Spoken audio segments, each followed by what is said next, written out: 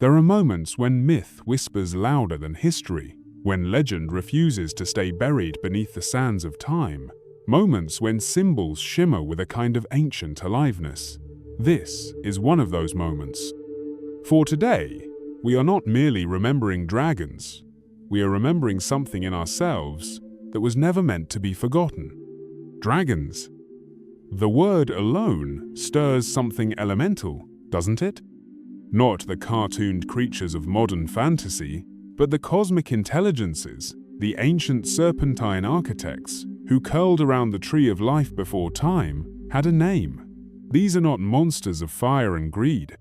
These are the protectors of primordial wisdom, the living threads between earth and sky, matter and spirit. Every culture once spoke of them. China revered the dragon as a bringer of rain, a guardian of the emperor, a symbol of divine power. The Celts saw them as forces of earth magic, coiled in the ley lines of the land. The Mayans spoke of feathered serpents who descended from the heavens, bearing the knowledge of the stars. Even the Bible speaks of the fiery serpent and the great dragon cast down from heaven. Why were dragons everywhere?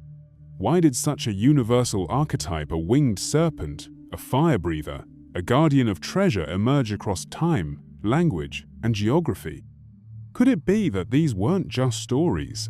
Could it be that the dragon is a cipher, a memory encoded into the soul of humanity?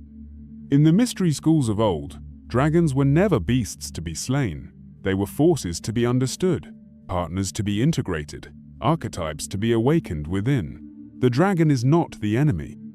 The dragon is the hidden power within us, the raw, coiled life force that sleeps at the base of the spine, waiting for the initiated one to call it forth. But something happened.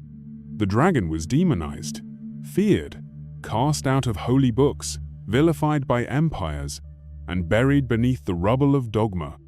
And as the dragon fell from our collective myths, so too did a piece of our sovereign power, our inner fire, our direct link to the divine. This is not just about myth, it is about remembering a truth the world was trained to forget, that there is a fire within you, ancient, intelligent, eternal, that once burned like the breath of the dragon. And today, we begin the journey back to that remembrance. So if your soul stirs when ancient symbols speak, if your dreams have ever carried whispers of wings in the dark, if you've ever felt a power within you too big for this world to name, then listen closely. Because the dragons are not gone. They are awakening in the earth, in the sky, and most of all, in you. If this message stirs something deep within, like embers being blown to flame, then like this video, share your reflections in the comments, and subscribe for more soul-deep awakenings. Your journey is sacred, and it is only just beginning. To understand the hidden truth of the ancient dragons, we must shed the lens of literalism and step into the fluid realm of archetype, energy, and primordial intelligence. For the dragon is not a creature in the way modern minds think of creatures. The dragon is a living symbol, a multi-dimensional current of consciousness that has moved through every age, every soul, every element of existence. At its essence, the dragon is the embodiment of power in its purest, undivided form. Not just physical power, but spiritual force. It is life force before it is conditioned. It is fire before it is tamed. It is wisdom before it is filtered through language. The dragon is the original alchemical element, the intersection of chaos and cosmos, instinct and intellect, primal earth and celestial sky. It breathes both destruction and creation. In the East, the dragon is revered, not feared. It governs the cycles of nature, bringing rain, thunder, and seasonal change.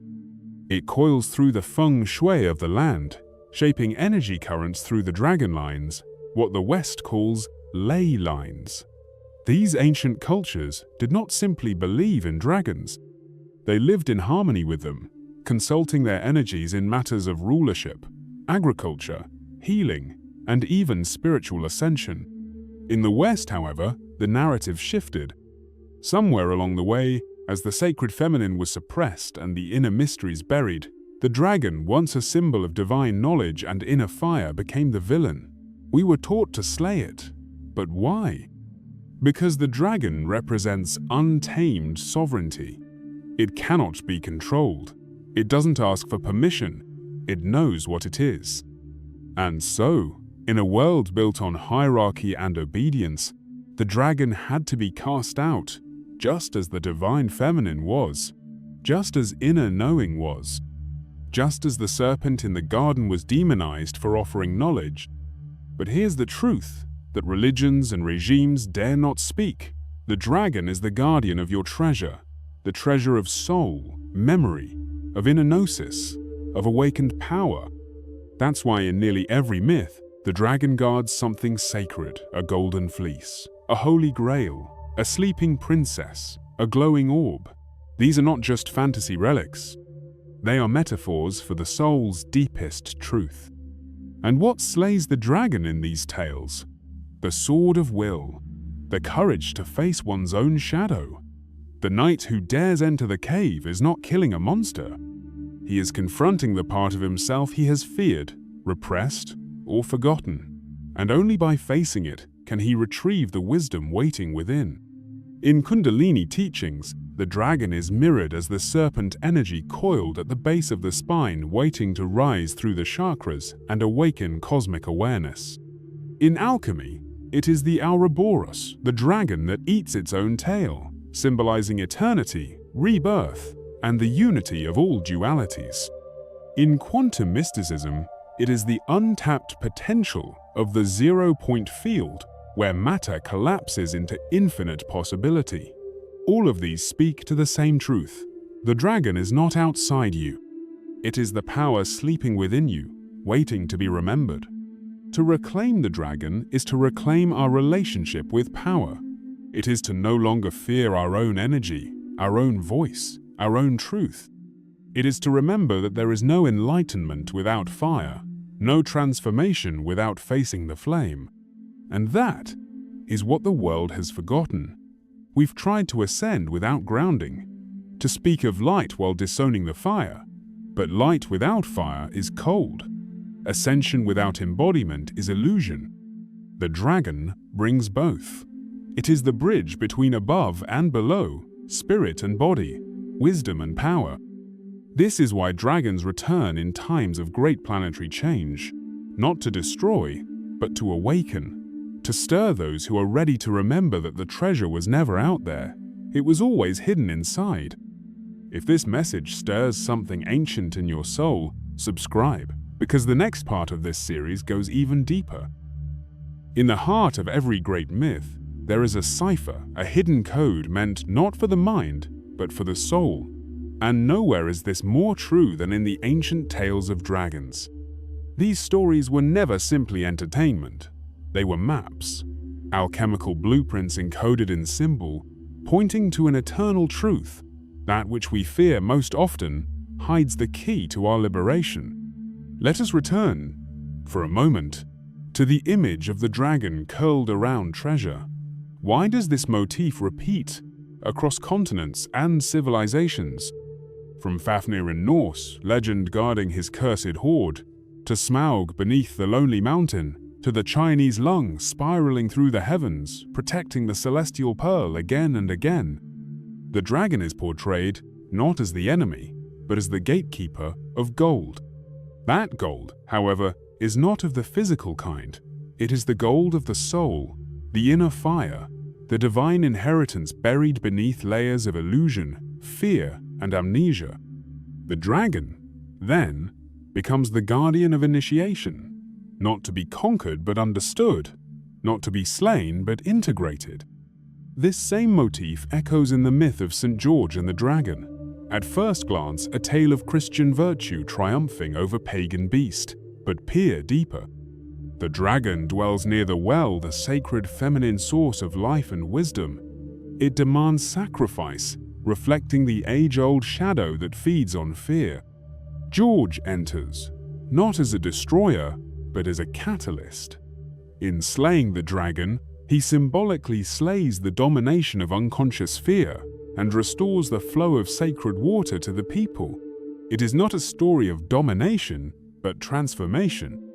In Eastern iconography, the dragon is often depicted chasing or cradling a luminous pearl, the flaming pearl of immortality. But what is this pearl?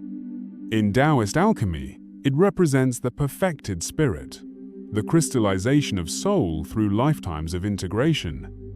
The dragon here is not hoarding, it is nurturing, protecting that which has been forged in fire and polished in stillness. Even in the heavens, we see the cosmic serpent coiled among the stars, the constellation Draco winds near the North Pole, ever watchful. In Vedic astrology, the points of Rahu and Ketu, the dragon's head and tail, govern karmic destiny and soul evolution. One devours the sun and moon during eclipses, reminding us that even light must pass through shadow to renew itself. The dragon, once again, is the rhythm of cosmic balance devourer and rebirther of light. And then, there is the dragon in your dream.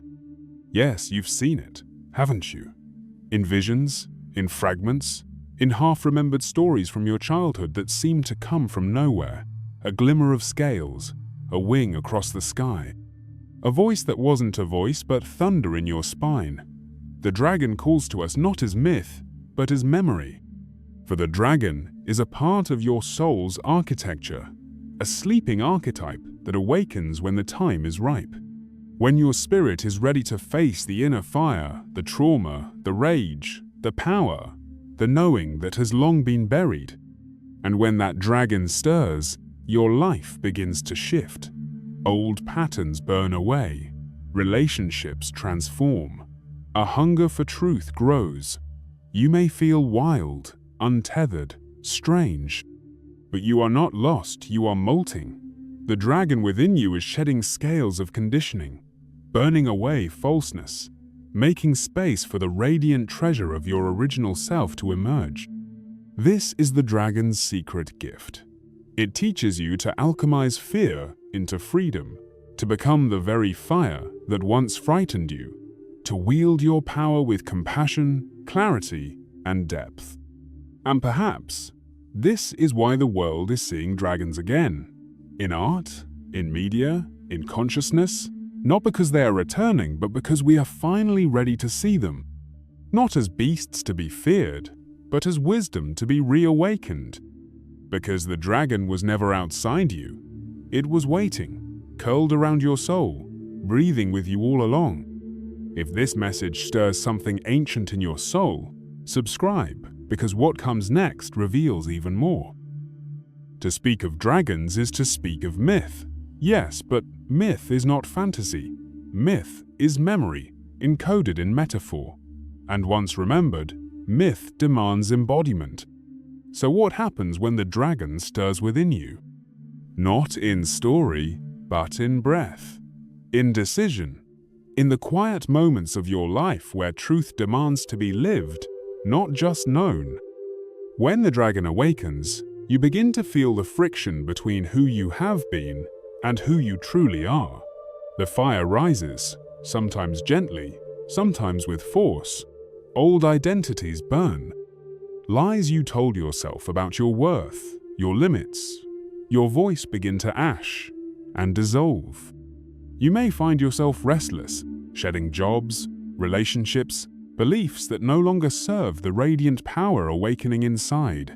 This is not chaos, it is initiation. The ancient dragon is not here to make your life easy, it is here to make it real. It whispers, "You were not born to fit in.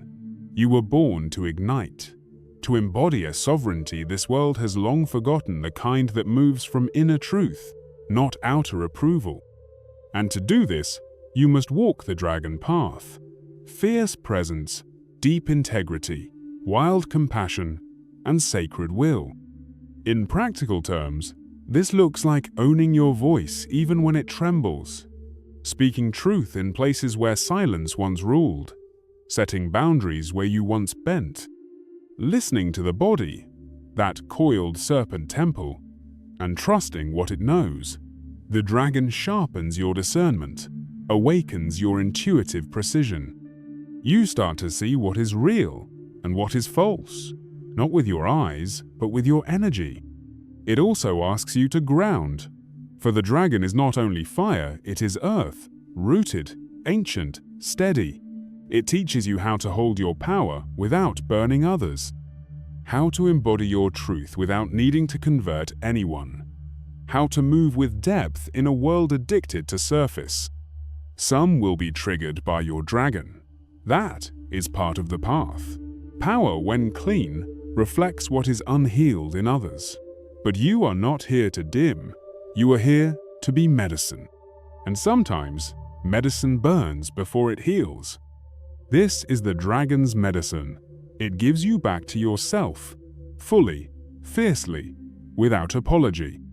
It asks you to see that your trauma did not break you, it forged your wings. That your wounds were not proof of weakness, but the cracking open of ancient memory. The dragon does not fear the past. It consumes it. It transforms shame into sovereignty, silence into song. And this power, once awakened, ripples into everything. You begin to speak with conviction, not volume, to move with grace, not performance. You become unshakable not because life stops testing you, but because you've remembered who you are beneath it all. You are the guardian now of your energy, your truth, your inner fire. The world needs dragon-hearted souls, those who walk with ancient knowing and modern compassion, those who can hold the paradox of being fierce and kind, wild and wise, soft and sovereign, those who have walked through the fire and come out as flame. And so the dragon asks you now, will you stop chasing power and become it? Will you remember that your treasure has always been your essence? That the gold you seek, the clarity, the courage, the calling, was curled up inside you all along? If so, then you are no longer merely a seeker. You are a guardian of the flame. There comes a moment in every soul's journey when the metaphor becomes the mirror, when the stories we once heard as myth begin to echo as memory. And the dragon, once a distant legend, becomes a presence felt within the bones, the breath, the waking of your truest self. If you've heard this message and felt something stir, it is not coincidence. It is recognition. You are not who you were. You are remembering. Not remembering facts or figures, but a frequency, a resonance that says, you've carried this fire before, in temples lost to time, in star civilizations beneath forgotten skies, in the hidden sanctuaries of the earth where dragons were once teachers, not monsters. You walked with them, learned from them, and you vowed at the soul level to return when the world was ready. That time is now. The ancient dragons have not returned to the skies because they never truly left. They exist in the inner realms, in the mythic dimension just beneath the surface of waking life. In your dreams, in the fire of your transformation, in the rising of sacred rebellion that says, I will no longer betray my truth to fit a world that has forgotten its own. The dragon is rising through you, through your courage to feel, to face, to forgive, through your willingness to stand alone, to break old patterns, to shed the scales of who you were told to be, and emerge as something sovereign, unbound, luminous. You are the treasure the dragon was guarding, not because you were meant to be kept, but because you were always sacred. The awakening of your power is the prophecy fulfilled, not in thunder or spectacle, but in a whisper that grows into a roar, a breath that becomes a flame. The world will shift when enough of us reclaim this inner fire, when the dragon-hearted awaken not as warriors of destruction, but as keepers of remembrance, guardians of truth, bridges between the ancient and the now. So, as you walk forward, know this: your presence is a signal, your courage is a torch, and your voice, when aligned with the truth of your soul, is a dragon's breath capable of burning illusion and lighting the way for others still asleep. This is the path of the returned dragon soul, the path of those who do not fear their power because they've made peace with it, The path of those who no longer run from the fire because they've become it. The path of those who walk not to be seen but to see clearly, love deeply, and live fully. Let the fire rise. Let the dragon remember. The forgotten light in you is remembering. Don't turn away now. If these words spoke to something deep within, share your reflections in the comments below. Let others know they're not alone on this path. Subscribe to journey even deeper into the mysteries with us, and share this message with anyone whose soul might be ready to awaken. Because the dragons are rising, and they're looking through your eyes.